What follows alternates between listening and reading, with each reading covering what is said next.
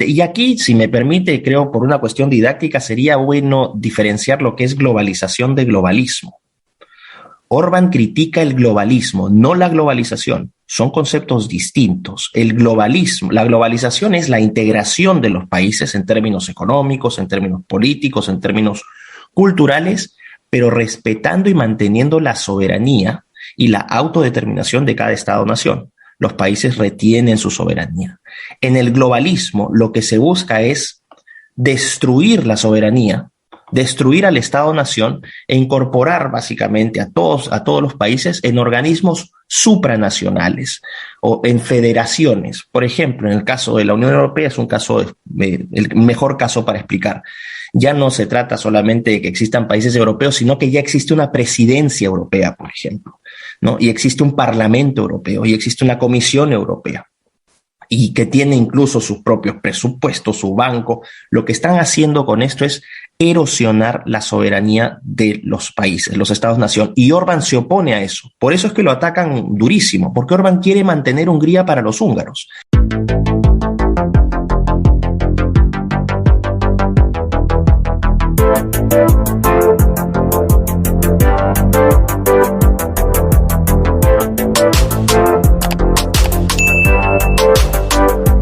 Usted escucha Nocturna RCN Podcast. Hoy con un invitado muy especial porque nos vamos para Europa, pero para la Europa oriental. Se trata de Miklos Lukas. Miklos Lukas es un académico, es un profesor universitario, es un analista político y él en estos momentos se encuentra en Budapest. Nos atiende desde la capital húngara. Está en Hungría, entre otras cosas, porque por su especialidad, por su conocimiento, por su profundidad en sus conocimientos, acaba de ser invitado por el colegio Matías Corvinus, una institución educativa allí en Budapest, donde se encuentra nuestro invitado, el peruano Miklos Lukas. Miklos, es un gusto saludarlo. Bienvenido a Colombia a través de Nocturna RCN. Don Julián, es un placer para mí estar en su programa y un fuerte abrazo a todos los amigos de Colombia. Miklos, usted se encuentra precisamente en la capital húngara y hoy queremos desarrollar con usted, si es tan amable, el tema de Viktor Orbán, es decir, el presidente húngaro que acaba de ser reelecto por cuarta vez. Escuchen bien, queridos oyentes de Nocturna, no la primera, ni la segunda, ni la tercera. En cuarta ocasión, este hombre se impone en las elecciones y tiene el respaldo de su pueblo, y por eso queríamos hablar con nuestro analista político invitado que nos explique en dónde radica el éxito de este hombre, que para muchos países de Occidente pues no es tan bueno, no es tan demócrata, y entonces pues escudriñando un poquito con nuestro analista a ver qué nos cuenta. Miklos, ¿por dónde comenzamos para hablar de este fenómeno político, de este líder de Europa Oriental como es Viktor Orbán?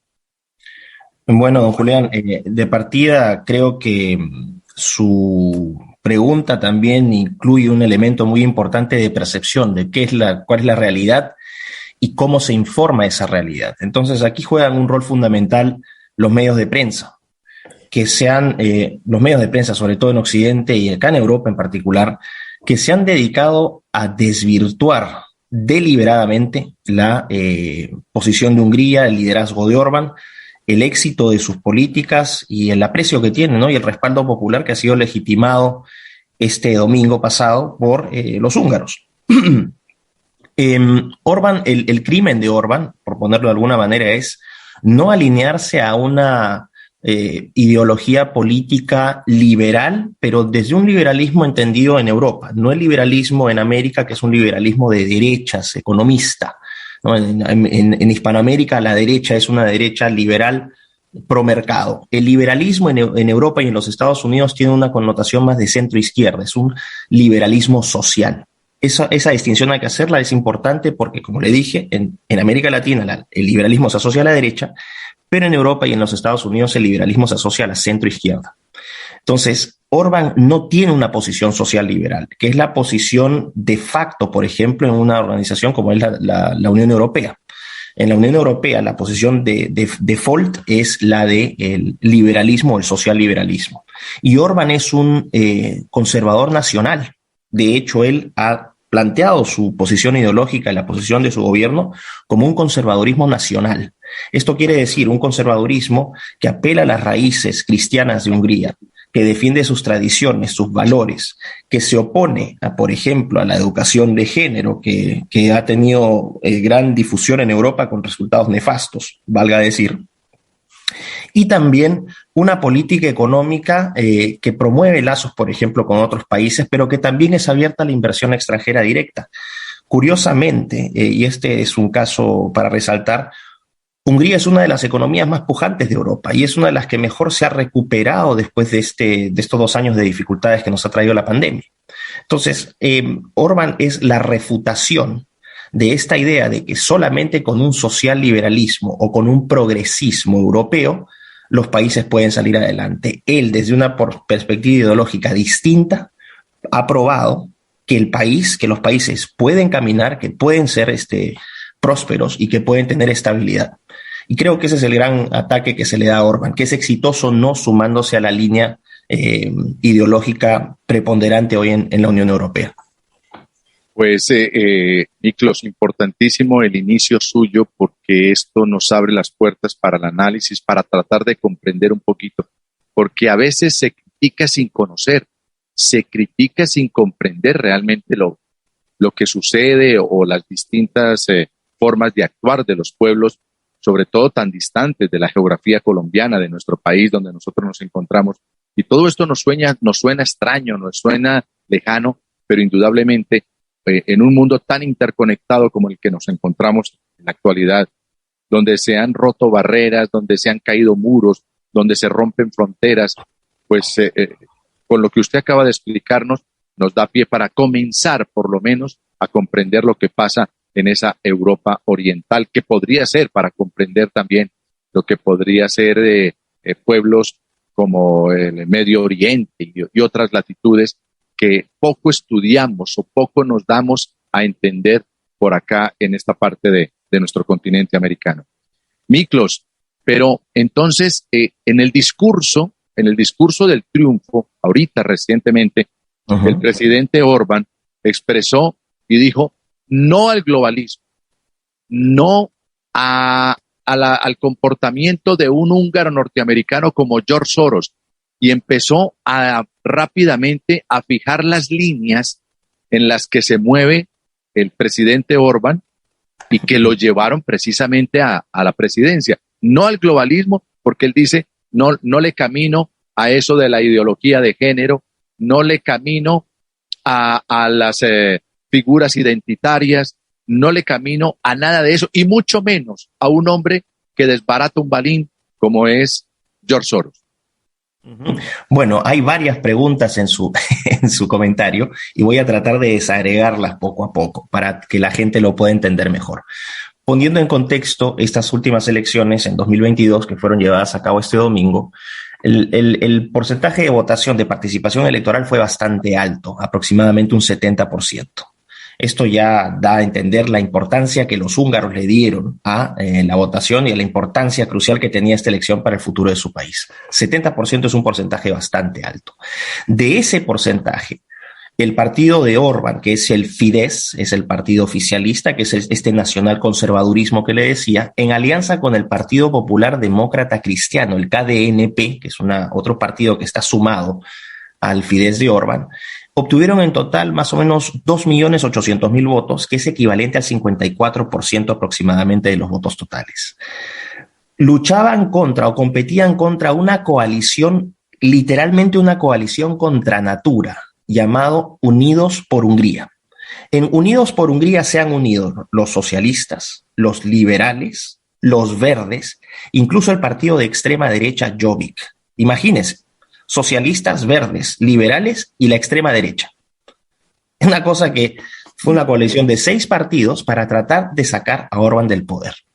Y esta coalición fue liderada, ya esta es la cereza de la torta, por un conservador católico, O sea, imagínense este arroz con mango que han hecho para tratar de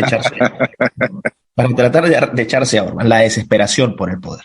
Este candidato que se llama Peter Markizai, un tipo sin mayor carisma, con muy poca experiencia política. Su carrera política se reducía a haber sido alcalde de un pequeño pueblo en Hungría, y bueno, fue elegido en internas para representar a esta coalición Unidos por Hungría de 6 partidos políticos. Esta coalición obtuvo 1.800.000 votos, es decir, 1 millón de votos menos que Fidesz, y eso sería aproximadamente un 35% del total de votos. Imagínense, 54 versus 35.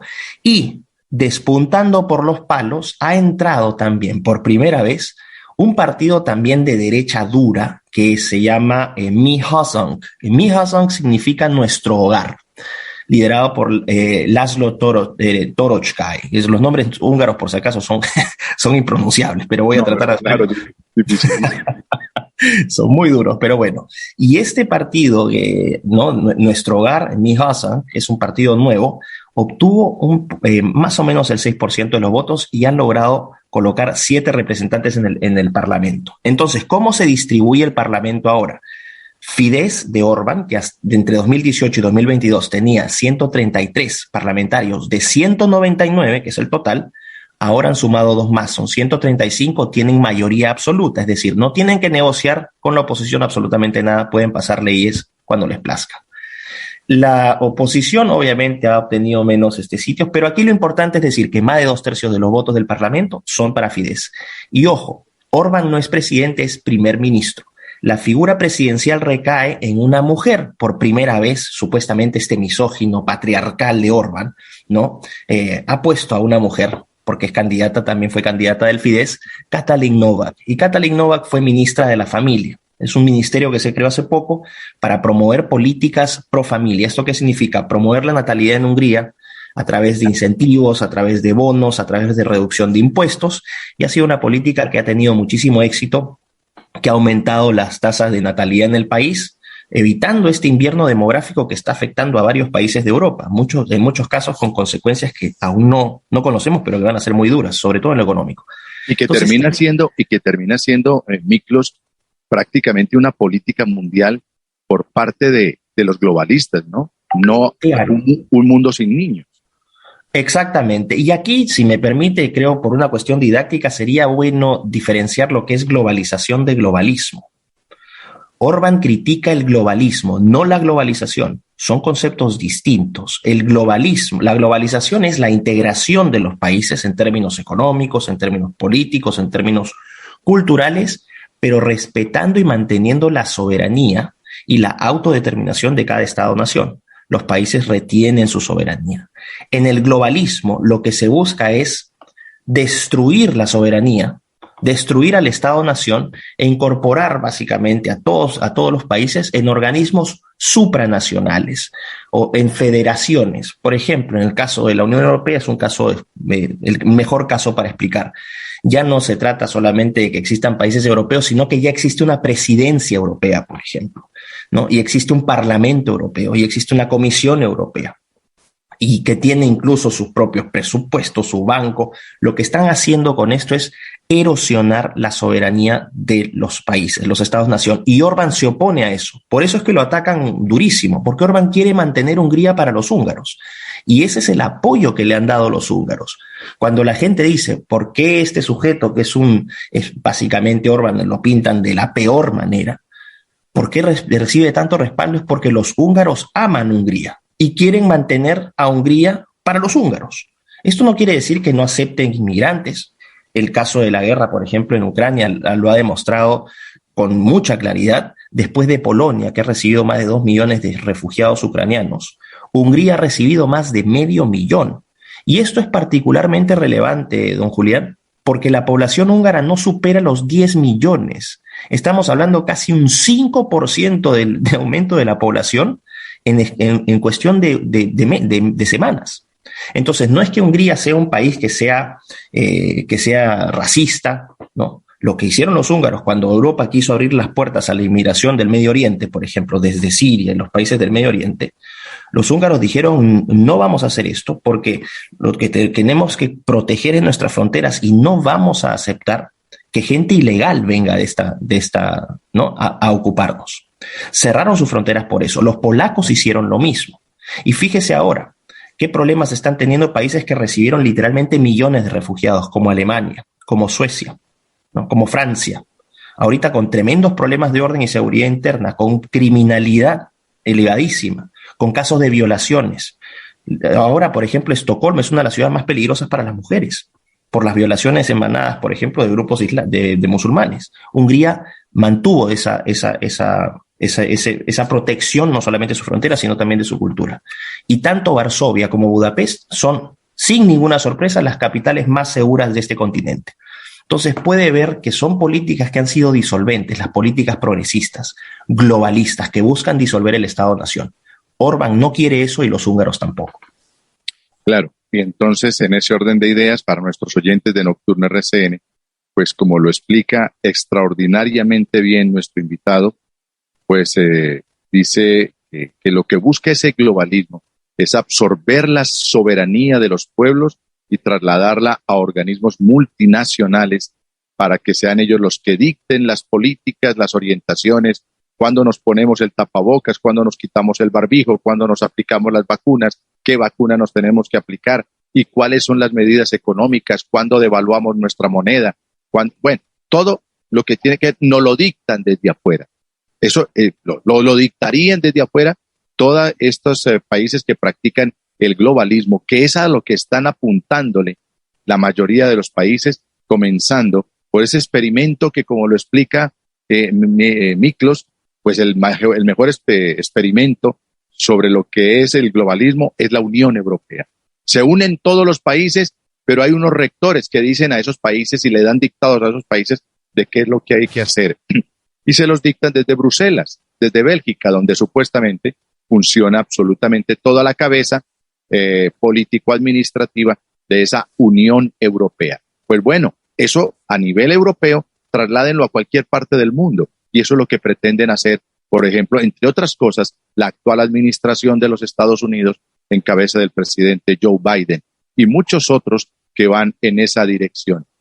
Hay otras corrientes, como en el caso de Rusia, como en el caso del propio Israel, como en el caso de Hungría, que dicen, no, nosotros no vamos a entregar la soberanía de nuestro pueblo porque mucho nos ha costado desarrollar nuestra cultura, nuestras tradiciones, nuestro idioma, nuestro lenguaje, nuestra moneda, como para venir a ser parte de esto. Por eso se rebelan un poquito también los ingleses. Pero, Miklos, con todo lo que está pasando, para meterle un poquito de actualidad al análisis, pues entre la guerra de Ucrania y Rusia, se dice que Orbán, el primer ministro Orbán, recientemente elegido en ese cargo por cuarta vez allí en Hungría, es muy amigo de Vladimir Putin. Son cachas, son mancornas, son amigos, son amiguetes. Pero aparte de eso, pues comparten principios, concepciones de la vida y del gobierno. Y entonces que esto puede llevar a un aislamiento mundial al primer ministro Viktor Orbán en Hungría. ¿Se presentaría eso por ser tan cercano en cuanto a sentimiento, en cuanto a principios, en cuanto a pensamientos de Orbán a Putin? ¿Lo podría aislar? Agradezco que haya hecho esa pregunta porque es esencial para entender también lo malintencionada que es la prensa para informar, ¿no? Vamos a poner el siguiente caso. Para entender la situación de Hungría con respecto a su política exterior y a sus relaciones internacionales, lo que regula la política exterior húngara es el realismo en las relaciones internacionales. Es decir, los países tienen intereses, no necesariamente tienen amigos, tienen intereses. Hungría recibe aproximadamente el 85% de su gas, lo recibe de Rusia. Orbán no puede darse el lujo de cerrar el suministro de gas ruso porque colapsa la economía húngara de un día para otro. No se trata aquí de que Orbán sea amigo o no amigo de Putin, o que sea amigo o no amigo de Morawiecki, ¿no? Del primer ministro polaco. se trata de los intereses que cuida el país. Lo que pasa es, uno ve la situación, por ejemplo, de países como Estados Unidos. Estados Unidos puede darse el lujo con este señor Biden, bastante cuestionable, ¿no? Bastante cuestionable. Puede decir que Estados Unidos puede apelar a este, vamos a decir, altillo de moralidad para decir vamos a condenar a los rusos y vamos a castigarlos quitándoles la exportación del gas, porque Estados Unidos tiene reservas. Estados Unidos ahora busca exportar su gas a Europa, cambiando la matriz energética de Europa dependiente de Rusia a una Europa dependiente de los Estados Unidos. Orbán no se puede dar ese lujo. Miklos, y está buscando aliados como Venezuela, ¿no? Como Venezuela para que ahorita sí, el régimen dictatorial de Maduro, entonces ahora sí es bueno. Claro, efectivamente. Y lo van a sostener. Nuevamente. Ahí lo que ve entonces es una disociación entre el discurso y la práctica en el caso de Estados Unidos. Estados Unidos sí no tiene ningún problema en juzgar a los países, pero al momento de que sus intereses están en juego, ahí absolutamente todo vale. Ese es el problema. Pónganse a pensar que en Colombia, por ejemplo, existe una situación similar, donde si les quitan, bueno, es un difícil porque Colombia es un país que produce petróleo, pero traten de ponerse en los zapatos de los húngaros, donde ustedes dependan energéticamente, donde un 85% de su energía provenga de otro país. ¿Ustedes se sacrificarían moralmente por una guerra que ni siquiera es suya? Honestamente lo pregunto. No, si hay dignidad, no. Si hay dignidad. No. Efectivamente. Si hay rodilleras, muy seguramente que sí, porque los políticos uno no sabe, como unas veletas a veces que son, no sabe para dónde peguen. Pero si existe la dignidad en los gobernantes, la respuesta sería no.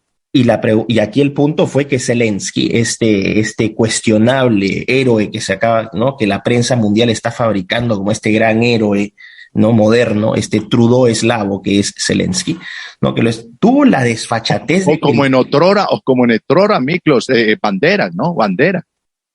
Bandera, que declarado héroe en Ucrania, cuando fue un masacrador y un aliado de los nazis para matar millones de húngaros, ¿no? Claro, totalmente. Entonces, la prensa está fabricando este héroe que es Zelensky. Zelensky tuvo la desfachatez de criticar a Hungría y poco menos de tratar a Hungría de desleal, porque se negaron los húngaros. Orbán dijo, nosotros vamos a apoyar los esfuerzos de Ucrania aceptando inmigrantes, pero no aceptamos movilizar armas por nuestro territorio. No vamos a movilizar armas por nuestro territorio, porque esta no es una guerra para los húngaros. Mi deber, dijo Orbán, es mantener a los húngaros en paz. De hecho, este fue uno de los factores decisivos en la elección. El tema de Ucrania decidió las últimas semanas de la competencia electoral, porque mientras Peter Markizai y la coalición opositora decían, vamos a entrar con la Unión Europea y vamos a entrar poco menos en una declaratoria de guerra a Rusia, Orbán dijo no. Mi deber es mantener a los húngaros en paz y por lo tanto no voy a comprometer esa seguridad de los húngaros y no voy a pasar armas por este país. Lo que voy a hacer es aceptar inmigrantes y vamos a dar toda la ayuda que se pueda. Igual han hecho condena a la invasión rusa, igual se han sumado todas las directivas de la Unión Europea y de la OTAN. Es decir, Hungría se ha portado en este sentido bastante bien. De hecho, curiosamente los alemanes han sido mucho más permisivos con los rusos, porque Alemania también depende energéticamente de Rusia. Entonces, todo el mundo se fijaba en Orbán, pero los alemanes estaban siendo mucho más permisivos con los rusos que los húngaros. Entonces, el problema aquí es que Orbán vela por los intereses de los húngaros. Por eso es que es muy importante que la gente entienda, los medios de prensa tradicionales, la BBC, Deutsche Welle, TV5 de Francia, Radio Televisión Española, la RAI, todos estos medios de prensa dan una cobertura sesgada y políticamente dirigida contra el gobierno húngaro. Lo que ellos presentan es falso, lo digo abiertamente, es falso y distorsionado. Hungría es un país donde se respira tranquilidad y este poder que le ha dado la ciudadanía húngara a Orbán legitima el poder de este primer ministro, que no solamente tiene una gran experiencia, sino que tiene ahora el enorme respaldo de su pueblo que ha sido refrendado. No lo pueden acusar de autócrata, no lo pueden acusar de dictador, porque hacerlo sería acusar de autócratas y dictadores al 54% de los húngaros, cosa que es inaceptable. Y lo otro, Miklos, es que precisamente para empatar con la forma como usted remata esta última entrada suya en el programa, es precisamente el respaldo que tiene de su pueblo, del pueblo húngaro. Y ellos pensarían, digo yo, de pronto, en medio del conflicto en el que nos encontramos, de la crisis en la que estamos, sociopolítica, militar, pues necesitamos a alguien que nos garantice, que nos dé garantías de tranquilidad y no dé un salto al vacío con alguien que llegue a experimentar, buscando quizás alianzas ahora improvisadas con ese grupo globalista que nos lleve de pronto por otros caminos. Entonces, yo creo que el pueblo húngaro votó por la tranquilidad, votó por quien le garantizara precisamente eso, ¿no, Miklos? Ha dado usted en el clavo. Ese fue el criterio decisivo para que los húngaros apoyaran masivamente a Orbán. Hasta antes de la guerra con Ucrania, o sea, hasta antes de la guerra en Ucrania, perdón, las encuestas estaban muy parejas. No había una diferencia sustancial entre ambas candidaturas, ¿ok? Entre Peter Markizaj y Orbán. Cuando surge la guerra en Ucrania, cuando aparece la guerra en Ucrania, las encuestas empiezan a darle una ventaja a Fidesz de 5, 6, 7 puntos porcentuales. La victoria ha sido mucho mayor. Hay casi 20 puntos de diferencia, ¿no?, entre unos y otros. ¿Por qué? Por lo que usted dice. Los húngaros apostaron por la estabilidad, apostaron por la experiencia, apostaron por la realidad antes que la fantasía. Hay que mencionar también que los húngaros miran con mucho recelo, no Orbán, sino el pueblo húngaro, a los líderes de la Unión Europea, que, ojo, no son elegidos democráticamente. Los miembros de la Comisión Europea no son elegidos democráticamente. La presidenta Ursula von Leyen no ha sido elegida por nadie. Son puestos a dedo. ¿Qué legitimidad tienen estas personas que acusan a Orbán de ser un dictador si estas personas han sido elegidas a dedo? Nadie ha votado por ellas. No tienen ninguna legitimidad. Claro, Miklos, es lo mismo que pasa con las Naciones Unidas. Exactamente. ¿Qué pueblos votaron por el secretario general? Nadie. El señor Guterres. ¿Quién votó por el director de la FAO? ¿Quién votó por qué naciones? ¿Qué población? Pedro Solano. ¿Quién ha votado por Pedro Solano? Exacto, por el director de la OMS. No, lo pusieron los chinos. ¿Y quién votó por el de la UNESCO? ¿Quién? Exacto. Entonces, a eso es lo que quieren llevarnos, a ese globalismo donde lo que se hace es horadar, perforar, deteriorar los principios de cualquier democracia en el mundo. Exacto, es que ese es el punto. Suena porque obviamente la etiqueta que le ponen a uno cuando uno critica con fundamento este tipo de organizaciones y sus políticas es inmediatamente acusarlo de conspiranoico o de fascista o de cualquier tipo. Hay un sinnúmero de etiquetas. No, de descalificarlo. Este es un chufla, este es un don nadie, este es un aparecido. Exacto. Y entonces, como el tema del coronavirus, Miklos, es el mejor ejemplo, el más reciente, cuando salieron un grupo importantísimo de científicos, de virólogos, de infectólogos, de médicos, y dijeron, momentico, hay un virus creado en un laboratorio, porque eso sí no lo dice, creado en un laboratorio, ¿con qué intenciones? Bueno, eso no se sabe, pero creado en un laboratorio, pero un momentico que hay otras vías para poder solucionar el problema sin necesidad de la vacuna. Entonces está la ivermectina, la acitromicina, está la aspirina, está la densatosamida. No, ¿usted de dónde sacó eso? Usted está loco. Y resulta que lo que llevaron fue a un poco de gente a ser entubada para que le entrara la bacteria hospitalaria, intrahospitalaria, y muchas personas murieran, no por el coronavirus, sino por factores externos que provocaban todas esas malas estrategias médicas, pero todas ellas conscientes y provocadas. El mejor ejemplo, Miklos, es precisamente lo que vivimos con la crisis sanitaria del coronavirus, cuando otros médicos decían, hay otras vías, más baratas, más sencillas, no encierren la gente, no atropellen las libertades de las personas con el barbijo o la mascarilla o el tapabocas, no los encierren, no desarticulen la educación. Eso de la educación virtual terminó siendo un fracaso. Entonces, todo esto son ejemplos de de lo que estamos viviendo, ¿no, Miklos? Claro. Bueno, incluso, mire, porque estos temas darían para otra conversación, pero podríamos plantearlo de la siguiente manera. Vamos a ponernos en el lugar en la posición más neutra posible. No vamos a juzgar los resultados o las causas de la pandemia, ni absolutamente nada de eso. Creo que es un tema transversal, que va no solamente limitado a la cuestión de la pandemia, sino a la cobertura, por ejemplo, de la información y también al manejo y a la gestión de los gobiernos. Manejo del miedo. Ese es el punto. Que no se permita la discusión o el debate ante alternativas o reclamos legítimos ya es una dictadura, ya es una tiranía. Nadie tiene por qué estar interpretando, buscando, pidiendo pruebas para eso. Cuando en una sociedad se censuran opiniones divergentes que son legítimas y que tienen un respaldo y que pueden ser fundamentadas, eso ya indica el inicio de una dictadura, una tiranía.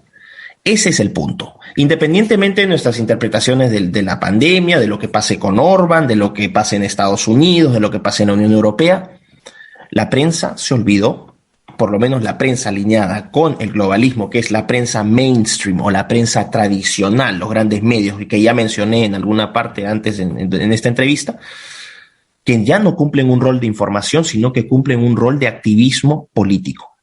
Y cuando la prensa pasa a ser activismo político, la información muere, la verdad muere. Es lo que está pasando también en el caso de la guerra entre Rusia y Ucrania.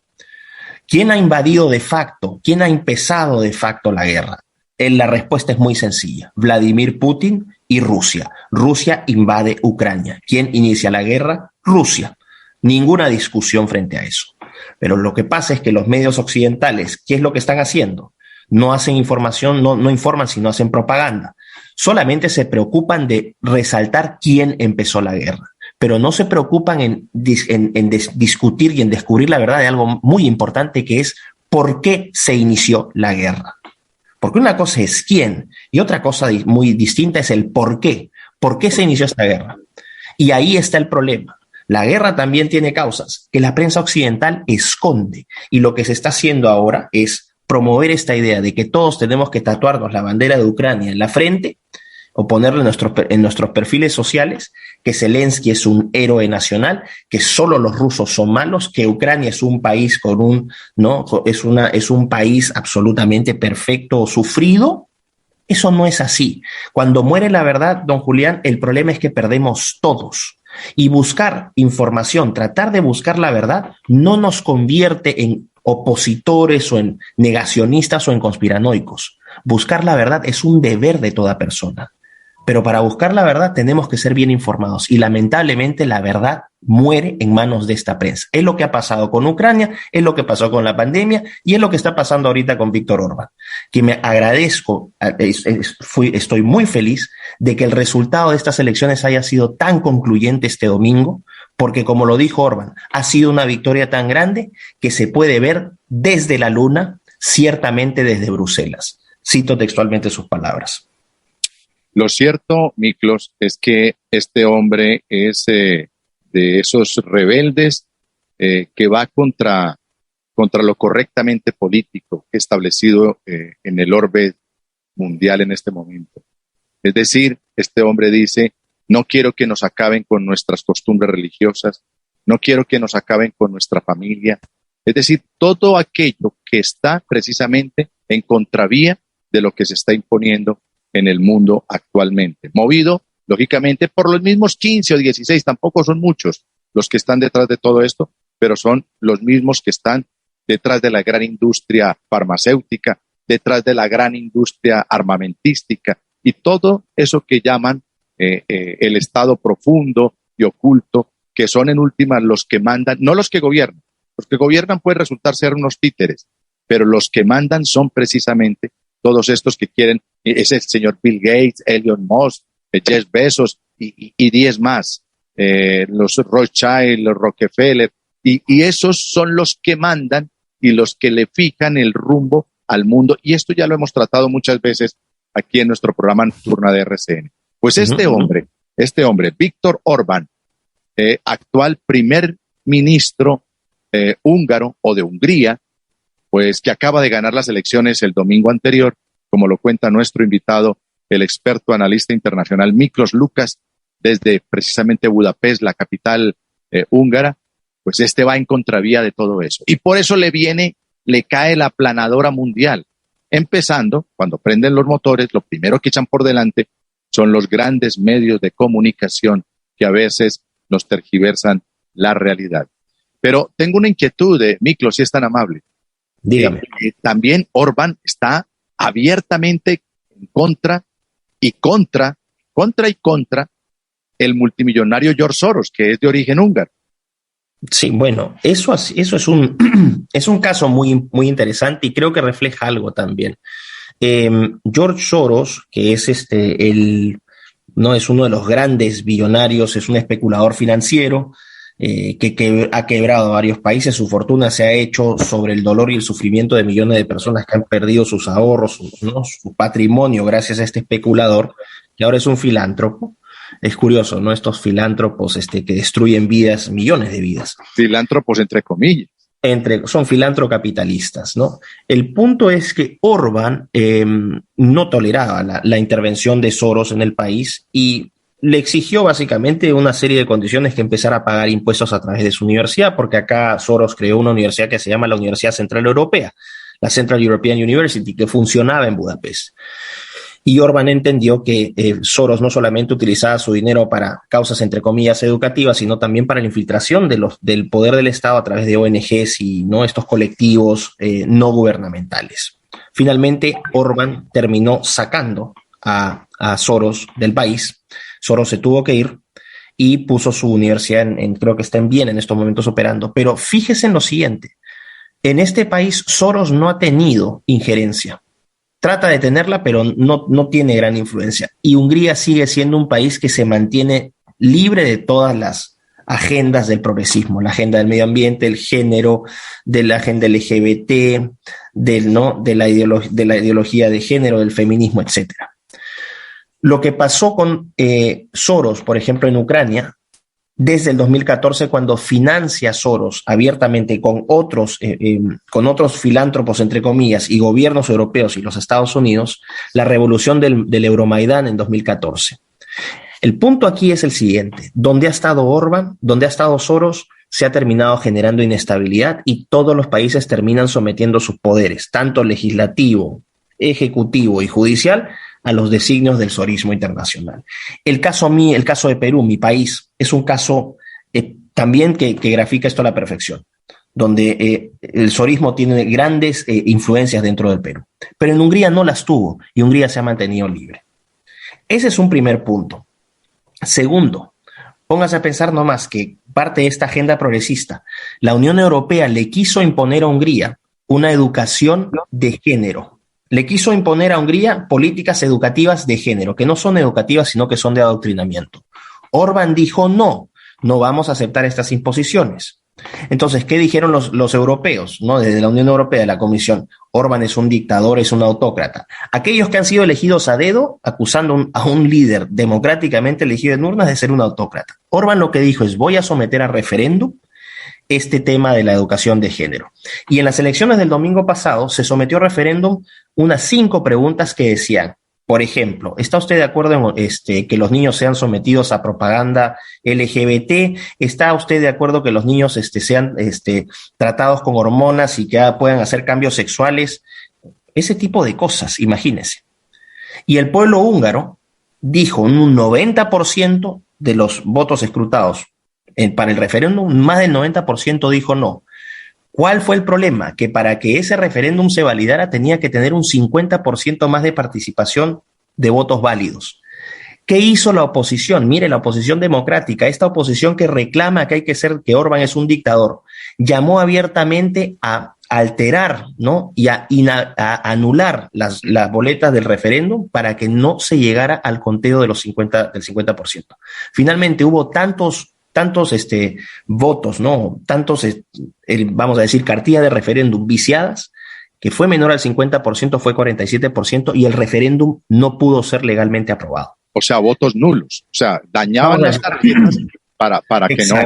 el tarjetón para votar sobre este referéndum. Así Para, es. para que no pasara, no superara el 50%. Como le digo, esta oposición, entre comillas, democrática, que critica de dictador y de tirano a este hombre que ha sido elegido en urnas, llamando abiertamente a viciar las papeletas del referéndum para que no se llegara al 50%. Y lo lograron porque se llegó al 47%. Pero de esas, vamos a decir, cartillas válidas, más del 90% dijo no. ¿Y por qué? Porque uno ve, por ejemplo, cuáles son los resultados de estas terapias, por ejemplo, de conversión de sexo en niños que fueron llevadas a cabo en el Reino Unido.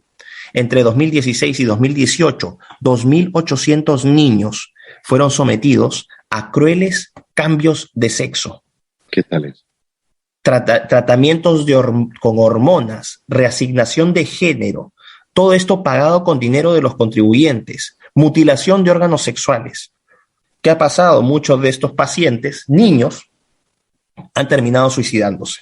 Tal así ha sido el impacto de este crimen, porque no hay otra palabra para decirlo, que el gobierno del Reino Unido, desde el año pasado o antepasado, prohibió las cirugías de reasignación hasta que no cumplan los 18 años. Orbán está protegiendo a Hungría de eso. Esas son parte de las políticas, entre comillas, progresistas, que están destruyendo sociedades. ¿Qué se puede ver en Occidente? Sociedades menos seguras. No hay integración, por ejemplo, de los inmigrantes islámicos. Lo que hay es así. No hay una asimilación, hay literalmente una invasión. En Estocolmo, en Inglaterra, donde yo vivo habitualmente, yo radico en Inglaterra, dentro de varias ciudades inglesas usted puede encontrar guetos islámicos, donde si ya se aplica la ley Sharia, o sea, una mujer inglesa que quiera transitar libremente por esas calles, no puede hacerlo si es que no se cubre la cabeza con un velo, porque son microestados, son microterritorios controlados por musulmanes. Eso no es... Eso fue, Miklos, qué pena que lo interrumpa, eso fue lo que en un determinado momento también impidió Putin. Vladimir Putin dijo, no, aquí no, nosotros somos cristianos ortodoxos y aquí no, nosotros no nos van a venir a decir que nuestras niñas y nuestras mujeres usando el burka, claro, y andando por las calles de Moscú, digo, no, aquí no. Habría que hacer pero no, aquí pues no nos van a ir a imponer ni su cultura ni su religión. Sí, pero aquí habría que hacer una salvedad, ¿no? Que el caso de cada país tiene sus propias culturas, su propia dinámica. Rusia es un país que está marcado política y culturalmente de manera decisiva por la Iglesia Ortodoxa rusa, el cristianismo ortodoxo ruso. Entonces, Rusia es un país muy basado en sus tradiciones, en su cultura, en una identidad nacional que es complicada porque Rusia es un conjunto de países, un conjunto de etnias, un conjunto de naciones. Es un país tan grande, con culturas tan distintas dentro de ese vasto territorio. Imagínense, el 18% de la tierra está cubierta por Rusia. Rusia equivale al 18% de la superficie del planeta. Entonces, es un país muy difícil, muy complicado. Entonces, evaluar a Rusia desde una perspectiva conservadora, occidental, con lo que es este conservadurismo, este tradicionalismo ruso, no es correcto porque son muy diferentes. Entonces se trata también de desacreditar a aquellos que cuestionamos esta narrativa que se nos impone de que los rusos son todos los malos y que los ucranianos son todos los buenos y que los europeos y Biden son los maravillosos, y decimos, no, la guerra tiene más complejidades, tiene más causas, hay cosas que acá no se nos están diciendo, que se nos acusa entonces de ser pro-Putin por cuestionar esto. A Orbán también se le acusó de ser pro-Putin justamente por la pregunta que usted me hizo hace poco, ¿por qué tenía relaciones tan cercanas? Porque los húngaros dependen del gas ruso, porque la economía húngara depende del gas ruso, y si se corta el gas ruso, Hungría colapsa de la noche a la mañana. Y ya no va a ser el amor por la guerra, ¿no? y la moral para nuestros hermanos ucranianos, sino que eso va a significar millones de familias sin nada que comer. Niños húngaros muriéndose de hambre. Entonces, el discurso de la moralidad, por un lado, y la realidad, por otra, ¿no? Sí. Pero, Miklos, en cuanto a la economía húngara, ¿cómo la ve usted? Es decir, si tienen las manos de muchos países en el cuello de la sociedad húngara, ¿qué le queda a Hungría? ¿Hacia dónde puede exportar sus productos? ¿Quién le va a comprar si no es cuando le impongan ciertas restricciones o presiones indebidas? Bueno, yo le compro sus productos, pero si usted hace esto, Yo le compro sus productos si usted modifica su constitución en tal sentido. ¿Qué le queda a Hungría desde el punto de vista económico? Bueno, una forma muy didáctica de ver la diferencia entre el discurso, ¿no? Y la realidad es cuando uno ve hacia dónde invierten las empresas, a quién le compran y a quién no le compran. Las empresas no se rigen por ideología, se rigen por ingresos y egresos, por utilidades netas, utilidades brutas, ¿no? En eso surge. Entonces, una cosa es lo que sea el discurso político y otra cosa es la realidad de la economía. Es muy difícil porque los grandes socios comerciales de Hungría se encuentran dentro de la Unión Europea. Alemania es un gran socio comercial y ese comercio no se ha visto afectado incluso en disputas muy álgidas. Cuando Angela Merkel era primer ministro de Alemania, que tenía una posición muy, muy frontal contra Orbán, pero aún así seguía el intercambio. Póngase a pensar el caso de Brexit, que fue el Reino Unido es una economía mucho más grande y mucho más importante que Hungría, ¿no? Cuando estuvo este debate del Brexit, que también Francia y Alemania presionaron durísimo al gobierno británico para que no saliera, querían hacerles pagar 50.000 millones de libras solamente por salirse del club y amenazaron con una serie de medidas, pero el comercio seguía igual. Audi, BMW, Mercedes seguían vendiendo sus carros en el Reino Unido, que era su principal mercado, y los ingleses seguían exportando sus Jaguars, ¿no? Y sus Aston Martin al continente europeo. ¿Cuál es el punto? Entre el discurso político y la realidad de la economía hay una diferencia fundamental. No corren en planos iguales. Así que la economía húngara está en buen pie en ese sentido. Va a seguir habiendo inversión. Hungría es uno de los países con mayor crecimiento dentro de Europa, con una de las mayores estabilidades en términos de moneda, a pesar de no ser parte del euro, no usan el euro, acá se usa el florín húngaro, el forint, pero sigue siendo un país económicamente estable, con tasas de crecimiento saludables, que es uno de los países que mejor ha soportado la recesión que ha generado el tema del COVID, de la pandemia. Así que creo que la economía húngara está en un muy buen pie. Es parte también de las razones de por qué Orbán fue elegido o reelegido. Claro. Miklos, ¿qué exporta Hungría? Bueno, Hungría exporta químicos, exporta partes industriales, exporta mucho páprica o pimentón rojo, exporta vinos. Ese es el tipo de exportaciones que tiene Hungría. Son exportaciones, industria intermedia y, bueno, pimentón rojo, que es una exportación bastante clásica de acá, ¿no? El páprica. Claro. Pues le cuento a los oyentes de Nocturna RCN que hoy nos hemos dado un propósito y es comprender un poquito por qué un hombre, un líder político como Viktor Orbán, primer ministro de Hungría, es reelegido por cuarta vez. ¿Qué tiene este hombre? ¿Cuál es la visión? ¿Cuál es su discurso? ¿Cuál es la manera de timonear esta nación de Europa Oriental para tener tanto arraigo en su pueblo, en su comunidad? Pues ya lo escuchamos, de un verdadero experto y además de una manera muy deliciosa, muy sabrosa de contarnos lo que pasa en este país de la Europa Oriental como es Hungría. Él es el experto en geopolítica, el analista político, el académico, el profesor universitario peruano, Miklos Lukas. Ese nombre, ¿por qué el nombre como tan poco latino?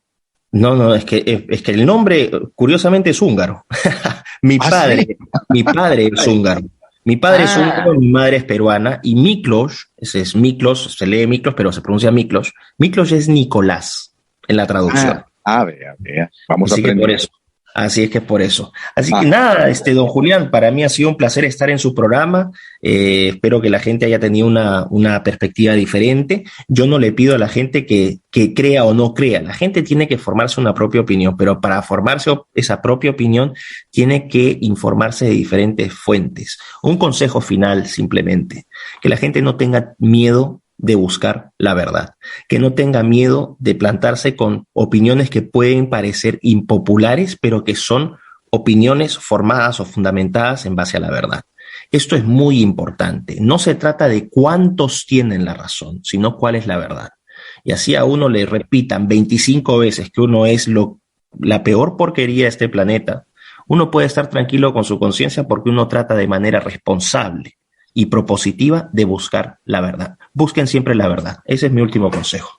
Pues me pego a ese consejo, me pego a esa a esa forma de decirle a la gente que no traguen entero, no traguen entero. Todo lo que nos están diciendo mediáticamente en muchas ocasiones viene muy sesgado, ¿no, Miklos o Nicolás? Así es, que no tengan miedo de cuestionar, que ejerzan ese derecho, que ejerzan ese talento, por algo tienen cerebro. Cuando la gente repite las ideas de otro, se vuelve en esclavo de otro. No hay cosa más horrible, ¿no?, de haber tenido una vida donde uno tiene virtudes, posibilidades para explotar su máximo potencial, que terminar siendo esclavos mentales de terceros, que no buscan sus intereses. Exacto, y no perdamos de vista que hay una corriente mundial que nos quiere llevar no solamente a hacernos perder la soberanía de nuestros pueblos, de nuestras naciones, sino también a hacernos perder el individualismo, lo que cada uno de nosotros es, para meternos en un talego del colectivismo, donde nos imponen absolutamente todo. Y pues qué sabroso, señor, diga. Y eso no es ninguna conspiración, es un hecho. Simplemente comparen su vida cómo era hace 2, 3 años a cómo es ahora, y ahí ustedes verán si es que hay conspiración o no. Y con un hombre como Miklos o Nicolás, como nos enseñó, Miklos Lucas o Nicolás Lucas, desde Budapest, Hungría, pues nos está ayudando aquí en Nocturna de RCN a quitarnos la venda de los ojos.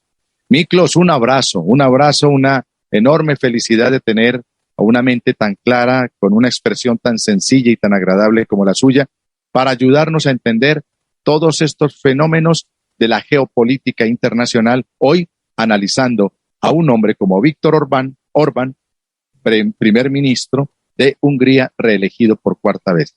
Miklos, en la vieja Europa, un abrazo y muchas gracias por atender a Nocturna de RCN. Muchas gracias, don Julián, muchas gracias a todo su equipo y un fuerte abrazo a todo el pueblo colombiano. Un abrazo a todo el pueblo colombiano. Un abrazo a todo el pueblo colombiano. Un abrazo.